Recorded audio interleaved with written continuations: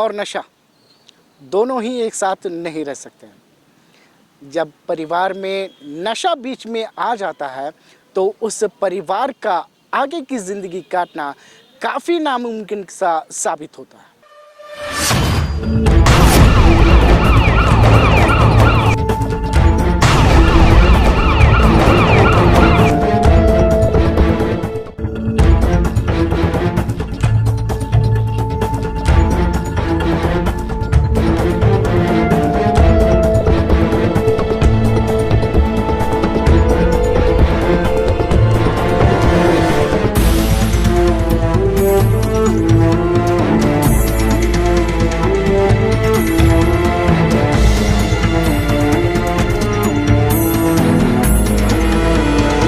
आज हम लोग आपको एक ऐसे ही वारदात आपको सामने लाए हैं जहां पे परिवार में जब नशा आ जाता है तो उस परिवार की हालत क्या हो जाती। इस पापी पति अपने ही पत्नी की हत्या दृश्यम जैसे इस फिल्म के अनुसार रचनाएं रची।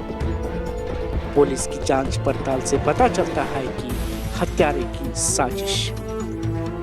इससे पहले कि आप हत्यारे की उस पेचीदा कहानी की विवरण में आए, पहले इस हत्यारा को देखिए। सिनेमा एक इम्पोर्टेंट कड़ी है जहां इंसान कुछ सीखता है या फिर कुछ देखता है।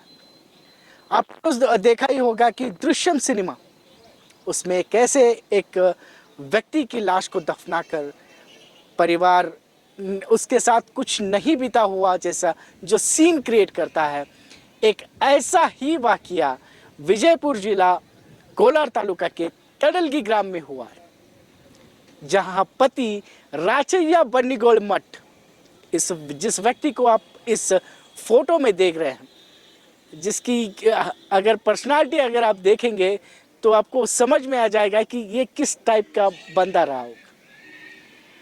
उसने अपनी ही पत्नी की लाश को अपने ही खेत में दफना कर कुछ ऐसा रिएक्ट करता है कि जैसे कुछ हुआ ही नहीं।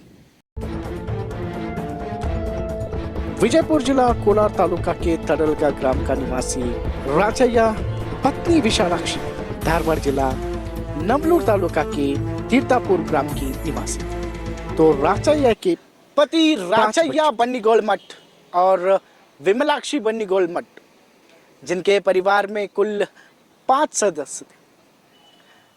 जैसे ही इन कोरोना के समय पत्नी विमला, जब कोरोना का काल खत्म हुआ, जैसे ही स्कूल और कॉलेजेस की शुरुआत होती है, तो पत्नी विमला अपने बच्चों के डॉक्यूमेंट्स वापस लाने के लिए अपने घर पहुंचती। विधाता ने इन बच्चों के नसीब में न जाने क्या लिखा। मृत माँ, हत्यारा पिता। माँ स्वर्ग में तो पिता सलाखों के पीछे। अगर बेटी से अपने पिता के बारे में पूछा तो बताया कि पिता हर बात पर मार काट की ही बात करते। सोते समय भी वे तेजधार हथियार के साथ अपने साथ लेकर सोते रहे। रोज लड़ाई झगड़े से तंग आकर अपने मायके को अपने बच्चों के साथ चली आई पत्नी विशालाक्षी। पति की प्रताड़ना और रोमानी प्रवृत्ति से अपने परिवार समेत मायके में अपने भाई के साथ काफी खुश थी। जब अपने 2 बच्चों को धारवाड़ के स्कूल में भर्ती कराने के लिए बच्चों के डॉक्यूमेंट लेने के लिए अपने पति के घर अगस्त 23 तारीख को पहुंचे। अगस्त 23 तारीख को अपने पति के घर से वापस अपने मायके के लिए जाने वाली विमलाक्षी, लेकिन उस दिन वो पहुंची नहीं। जिस वक्त उसके मायके वालों ने उसके नंबर पे कॉल करते हैं तो उसका कॉल पिकअप करता है उसका पति, और उसका पति ये बयान करता है कि जैसे कुछ हुआ ही नहीं। वो सबके साथ नॉर्मल तरीके से बात करते चलता। अगर कोई पूछे तो उन्हीं से दोबारा सवाल कर जाता कि मेरी पत्नी कहाँ पे है। जब पुलिस इन्वेस्टिगेशन की शुरुआत होती है तो इसके कारनामे देखकर जो हमारी कर्नाटक पुलिस है इस पर ही कार्रवाई शुरू कर दी। जब सच्चाई सबको पता चलती है तो वाकई में चौंका देने वाली थी।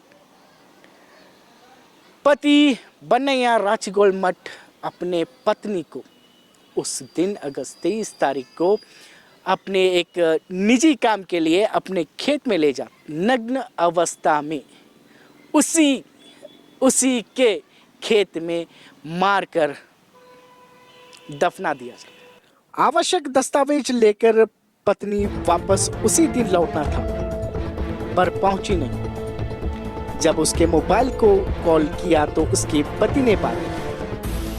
उसने कहा कि पत्नी आई तो थी लेकिन मोबाइल घर पर ही भूलकर चली गई। सबको पति राचैया पर ही शक हो। पति राचैया अपनी पत्नी के हत्या के बाद ऐसा दिखा रहा जैसे कुछ हुआ ही नहीं।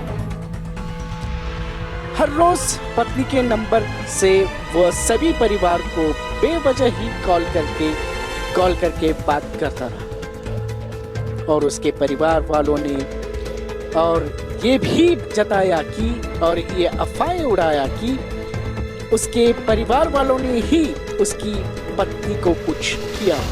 कातिल जितना भी होशियार हो वो कुछ न कुछ तो सुराग जरूर छोड़ दे। पति राचैया की इस हरकत पर पुलिस को भी शक हो और जब पुलिस अपने तरीके से पूछताछ की तो सच्चाई सामने आई।